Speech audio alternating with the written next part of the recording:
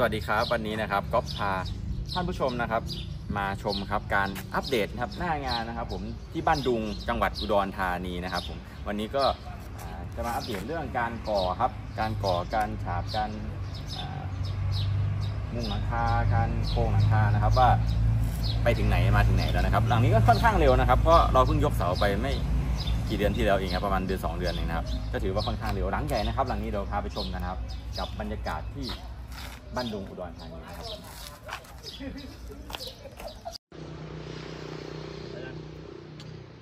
ก็สวัสดีนะครับผมสร้างบ้านอุดรธานีนะครับปลายเฮียโค้ดวันนี้ก็มาบ้านดุงนะครับมาอัปเดตหน้างานก่อรอหลังคาเพิ่งเข้ามานะครับพรุ่งนี้ช่างหลังคาก็จะมา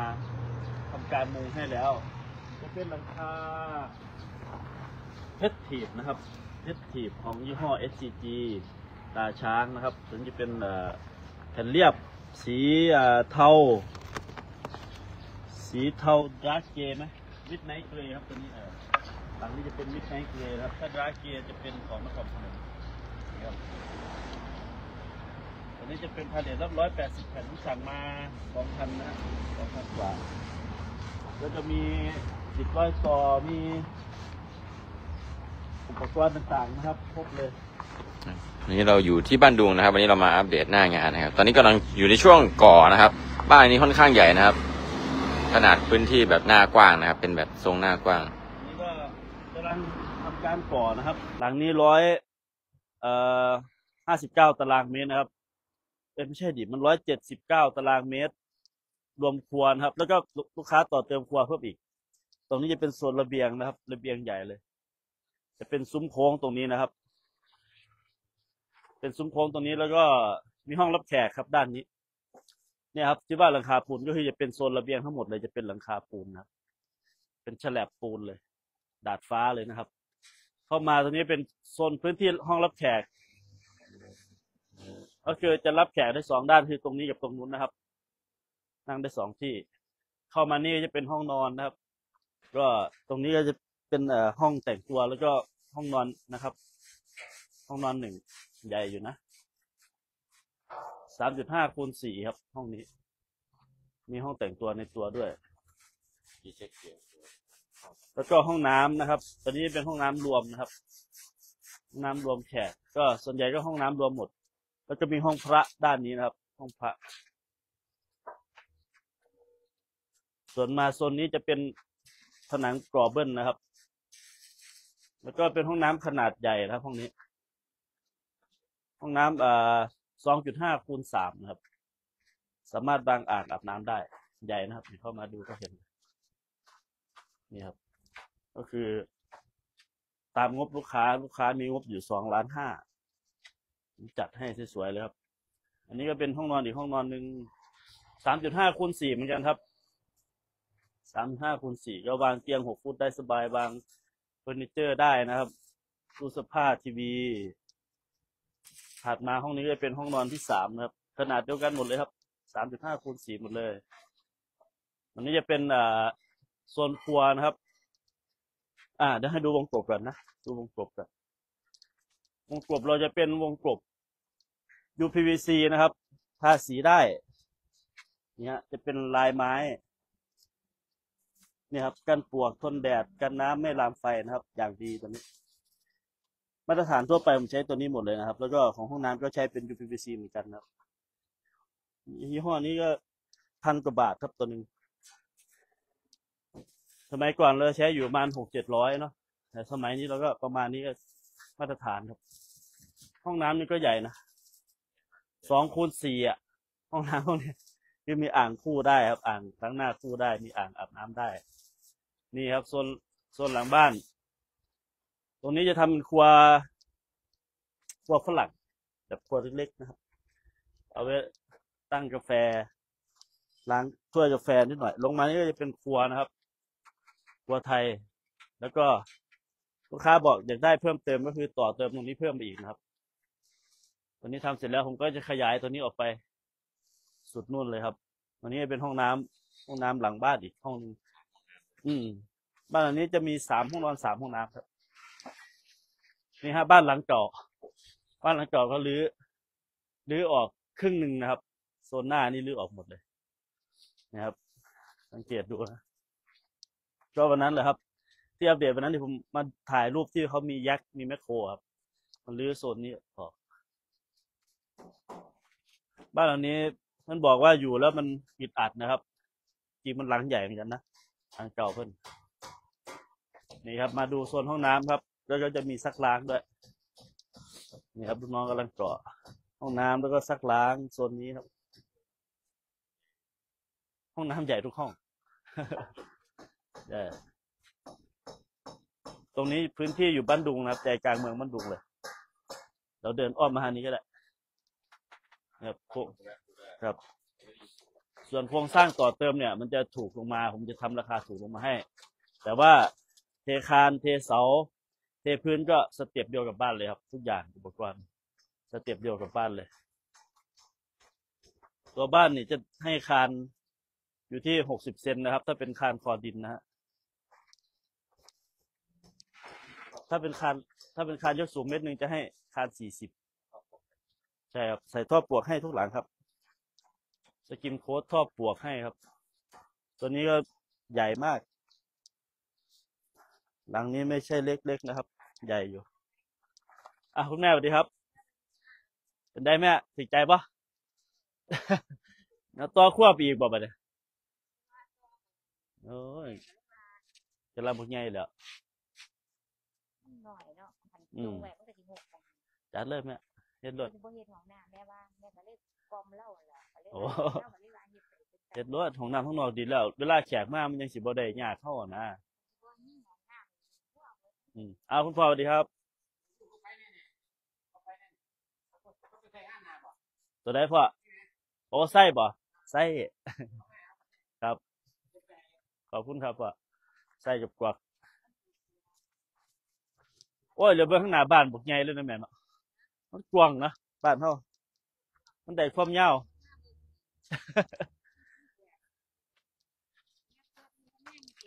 เห็นแล้วนะแต่ เรื่องทรงให้เบิ่งให้มันเนาะ พูดคุยกับคุณแม่สักหน่อยนะ อันนี้ที่มันเปิดปิดได้นี่ เนาะมันเป็นไอ้สลับ นั่นล่ะ สลับเปิดสลับปิดทั้งนี้ เป็นอลูมิเนียมบ่แม่นไม้แม่นบ่ ครับเป็นอลูมิเนียม มันทนบ่ ทนด้วยแม่งามอยู่สุด อะไรว่าเฮ็ดกลัวไปอ้อม ครับ เอาไปทางนี้ล่ะครับ แล้วแต่ละจริงๆมันจะควรจะอยู่ทั้งในพุ่นแต่ว่าถ้ามันเป็นของน้ำนอกเข้าไปข้างนอกก็ได้พ่อข้างนอกก็ได้ว่าส่วนนั้นมันจะเป็นในครัวไปแล้วเด้ว่าเขาก็อยู่นี่อยู่แล้วนะตัวนี้เขาก็บ่ได้มั่งแม่นบอกว่าบ่อันมั่งเบิดจะประตูควรอยู่ในครัวพุ่นแหล้วอืมบ่รู้แล้ว ผมออกแบบให้เขาในครัวพุ่นเด้แต่ว่าเป็นเลือกอันอยู่ข้างนอกสินะ ไปเฮ็ดใหม่ แม่นครับ แต่ครัวมาเข้า แม่นเออ โอ้ยแล้วอยากเข้าในครัว เขาในครัวมันดีที่สุด ครับเขาในครัวดีที่สุด ไปบ่ฮู้จักเขาก็บ่เข้าใจคือกันเฮ็ดมื้อไหนเป็น เดี๋ยวเราผมแนะนำก็ได้ครับบางอย่างแม่นครับตัดออกเขาเดี๋ยวบางอย่างเพราะว่า เฮ็ดครัวให้แล้วเพราะว่าครัวเฮาใหญ่แล้ว เพราะว่าตอนแรกเขาว่าสีเขาข้างนอกกันบ่ล่ะ เฮาเฮ็ด อืม มันบ่ได้เปลี่ยนแปลง แก้ไขได้นะเอาของผ้าเอาไปสั่นบ่ของผ้าเขา ถ้าเป็นเพิ่นน่ะ โอเค มีแป้วมันยัง หมอจอแล้วล่ะ ที่เพิ่นจะเฮ็ดของหน้ามันง่ายเนาะ ครับเขาก็เปิดของได้อยู่แล้ว เปิดประตูนี่แล้วใช่ละทอผมบ้างเลยเนาะทอได้อยู่ได้อยู่ ประตูนี้ไฟประตูแอมเป็นหมดเลยสิเนาะ ตัวนี้แอมไปพุ่นแล้วค่อยไปออกพุ่นออกสายดินน่ะ บอกนี่บ่ ออกมุมนี้ก็ได้นะ บอกเขามี มันบ่ตรงหน้าบ้าน ว่ามันตรงมันมุ่งอยู่จังมันเอาก็ดีพอแค่ว่าเปลี่ยนแปลง แต่ว่าสิ่งขั้วเฮาสิมีสำนีไปนี่เนาะ ที่นี่เขาจะจอยมันไปไอ้สิ่งเนี้ย ตัวนี้จะแอมนี่เนาะ นี่ก็เอากอปูนขึ้นมาแล้วก็เฮ็ดแอน จริงๆสิ่งคนอยู่ฝั่งนี่เด้อแม่ บ่ สิ่งคนอยู่นี่ โอ้ เขาเฮ็ดไปเฮ็ด เฮ็ดมานี่เฮ็ดไปนี่ก็ได้สิ่ง เฮ็ดกับหมองไฟมันอยู่พี่เนาะ อืม มันเฮ็ดกับเขาอยู่นี่ ตรงนั้นก็จะเป็นหมองนั่งหม้องนั่งหม้องหยังไปเขาเฮ็ดเปลี่ยนแปลงใหม่ ทอเดี๋ยวมาเตือนทอขึ้นไหมก็ได้ ว่าก่อปูนขึ้นมานี่ก่อปูนขึ้นมาแล้วละเฮ็ดให้มันสำนี นั่นแน่ อันเทิงน่ะเอาไม้ซะแม่ว่าเอา ฟ้า ฝามองนี้แม่ ใส่ฟ้าเนาะร้อนจะเลย ตรงนี้นะตรงนี้นะตรงสิใส่ฟ้านี่นะบ่ให้มันบ่ให้อันแล้วแนงมันยาวสูง บ่มันต้องมีการกรออยู่แล้ว เฮ็ดขึ้น เฮ็ดปูนอยู่แล้วครับเฮ็ดปูนอยู่แล้วเฮ็ดคือจังซุ่มนี่แหละมันแล้วก็เอาแล้วแนงมาใส่ ระห นี่ ว่างปูนกับไม้อันไหนมันถือกว่ากัน ใส่ไม้มันร้อนเด้น่ะไม้มันบางกว่า โอ้เอา คันปูนมันสิแข็งกว่านะ แม่ก็บ่อยากใส่แล้วแนงสูงไปฮอดปูนนะ บ่ต้องครับบ่ต้องใส่แล้วแนงนี่สูงส่ำหน้าต่างนี่ จำนี่ล่ะ ส่ำหน้าต่างนี่ครับ เปิดออกแบบ แล้วแนงก็สิไปนี่เนาะ สามด้านตัวนี้ปึ๊บตัวนี้สิเป็นเคาน์เตอร์เด้อทางเบิดเฮาสิเดินท่อไปนี่เด้อเตาแก๊สเบิดนี่บ่แม่เตาแก๊สนี่บัดนี้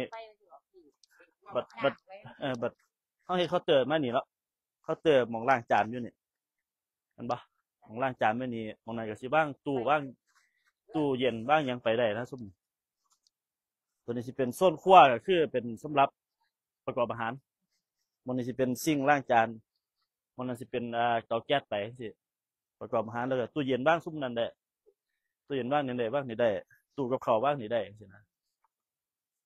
มันก็สิใหญ่เฮาก็นั่งกินข้าวอยู่นี่ครับแต่ละเม็ดก็1,500แล้วเนี่ยมัน ว่าเขาเปลี่ยนแปลงใหม่เนาะประตูตรงนี้เนาะ ครับประตูออกนี่ประตูนี่เฮาสิใช้ประตูเด้อค่อยตัดเอาบ่เป็นหยังเดี๋ยวตัด เดี๋ยวมัน ให้มันแห้งค่อยตัดเอา ตัวนั้นบ่มีมันบ่ครับ ตัวนี้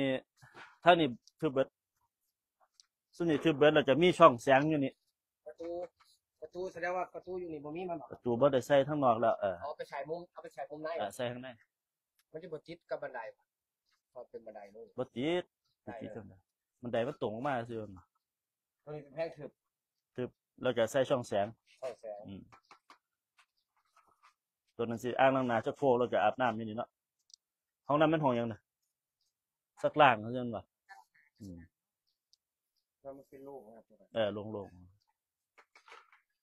โอเคเดี๋ยวค่อยตัดเอาตรงนี้ตัดใส่ประตู มันแห่งยากติดตัด บ่ทันได้ทับหลังดอกบ่เป็นหยังตัวนี้ก็สิเป็นประตูออกนี่ปึ๊บตัวนี้ประตูเข้านี้ทั่วก็ประมาณนี้เนาะแม่เนาะเข้าใจละ เขาเปิดว่าที่แค่มันจะสมอยู่กับบ้านแม่ว่า ถามว่าแคบบ่แคบดอกบัดแล้วแต่ว่าต่อไปดีกว่าหลาย พอไปแล้วมันงาม ดีกว่าหลายชอบก็จัดจะประหยัดทำไมมึงอ่ะชอบก็จัดจะประหยัดทำไมเอ้ยเนาะนี่อันนี้ห้องผ้าก็ดูดีได้อล่ะแม่งามเนี่ยโอ้แล้วเฮ็ดประตูใหญ่โพดบ่ใหญ่โพดบ่ประตู จริงๆมันต้องเป็นประตูแค่บานเดียวกระจกบานเดียวผู้ใดละออกแบบตามในแบบมันบ่แล้วก็ปิดก็ได้เพราะว่าเขาสิวางพระทางใดไปหันพระไปทางทิศตะวันออกคือหรือทิศใด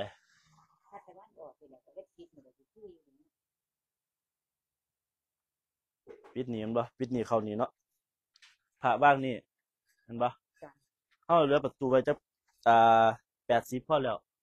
เป็นกระจกบานเลื่อนก็ได้มันสิเลื่อนไปพุ่นให้กระจกเฮาเฮ็ดเป็นกระจกเลื่อนไปข้างในก็ได้มันจะสิวางพระได้เฮาเข้ามานี่บ่คนจะนั่งนี่นั่งนั้นได้ไหว้พระทางนี้สินะเฮ็ดทิ้งพระ3อันก็สิตกประมาณนี้มีหม้องนั่งพอดีใหญ่โพดแล้วบัดนี้ตัวนี้ก็ตั้งโต๊ะกินข้าวได้อีกเด้อคันเฮาปิดเข้ามาตั้งโต๊ะกินข้าวตัวนี้ได้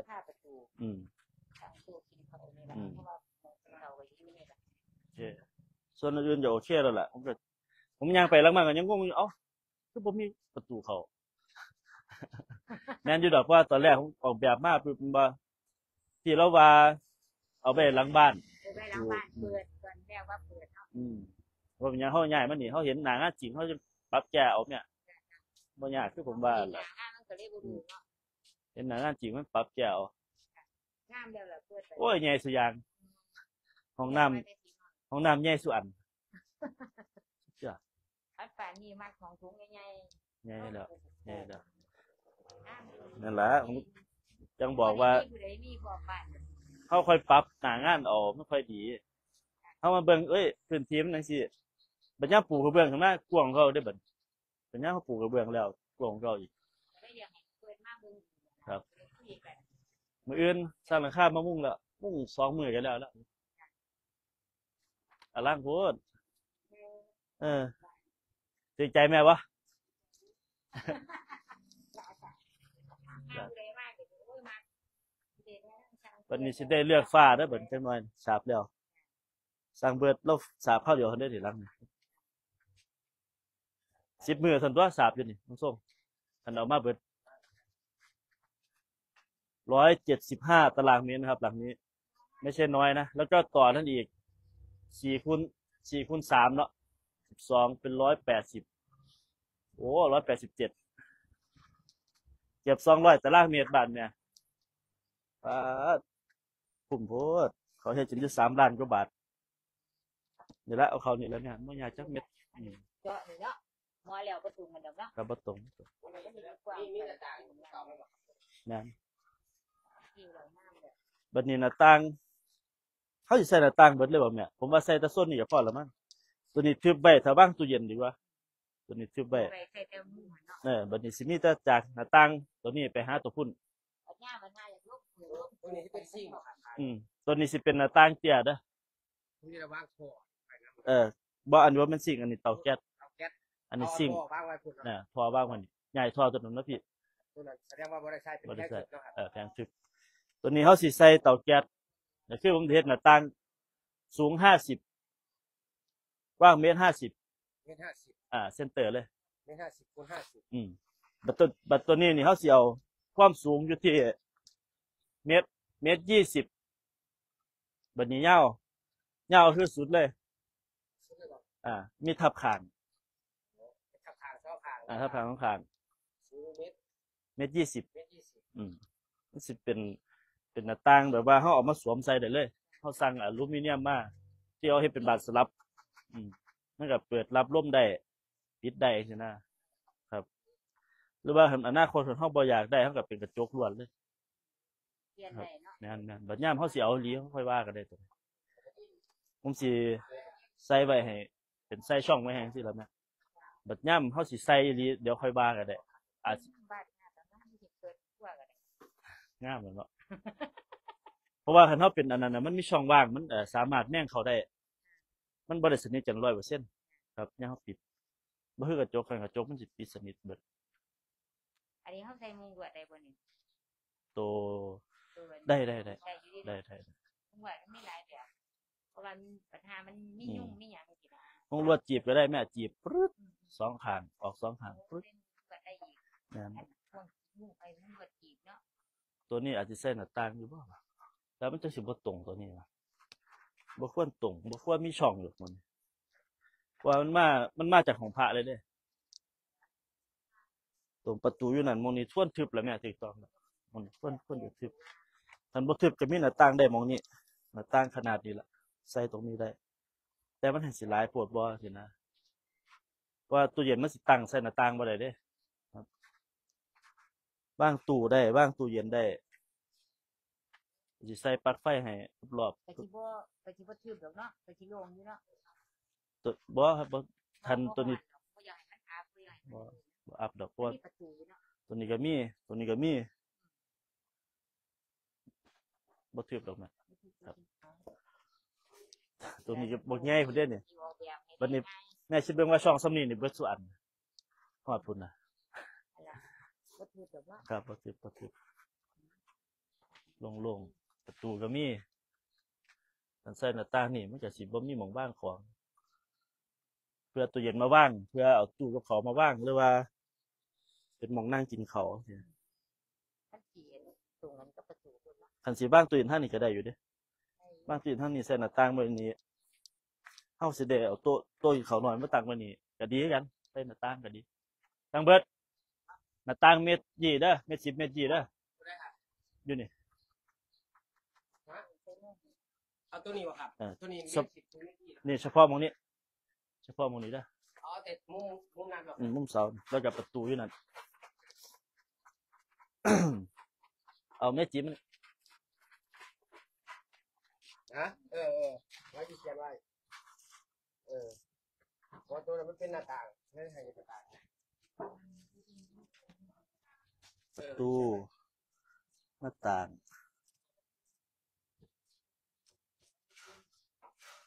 นี่เป็นหน้าต่างนะ ว่างเมตร10 สูงเมตร20นะครับ อันนี้1.10 1.20 อันนี้1.10 1.20อยู่นี่ใส่ทับพาง เอาออกมาจาก10 10 เส้น แล้วก็เป็น อืม เป็นตาราง แม่น10 เส้นออกมาจากเสา10 เส้นเป็นทับคางแล้วก็ใส่เลย